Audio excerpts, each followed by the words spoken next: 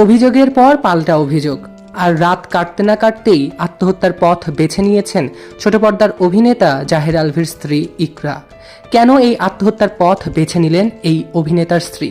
মৃত্যুর পেছনে রয়েছে পরকীয়া, নাকি মনোমালিন্য, নাকি রয়েছে অন্য কোনো সমীকরণ? ছোট পর্দার অভিনেতা জাহের আলভির স্ত্রীর মৃত্যু নিয়ে এখন সংবাদ মাধ্যমে চলছে চুলচেরা বিশ্লেষণ। ঘটনাটি ঘটেছে শনিবার 28শে ফেব্রুয়ারি রাজধানীর মিরপুরে নিজ বাসাতেই। আর তার পরবর্তীতে পরিবারের সদস্যরা কুর্মিটোলা জেনারেল হাসপাতালে নিলে চিকিৎসক তাকে মৃত বলে ঘোষণা করা হয়।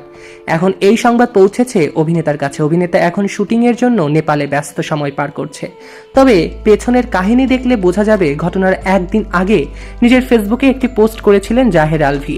সেখানে তিনি লিখেছিলেন, ভুল করলে মাফ মেলে, কিন্তু মুক্তি মেলে না। পোস্টের মন্তব্যে ইকরাও প্রতিক্রিয়া জানান।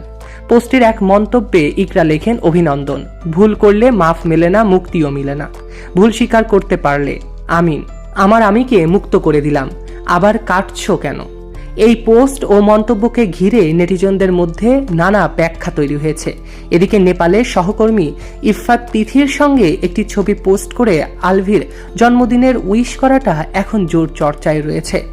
সেই সামাজিক যোগাযোগ মাধ্যমে সেই অভিনেত্রীর সঙ্গে তার গামছাই পেঁচানো মুহূর্তের ছবিটি নিয়েও চলছে অনেক আলোচনা।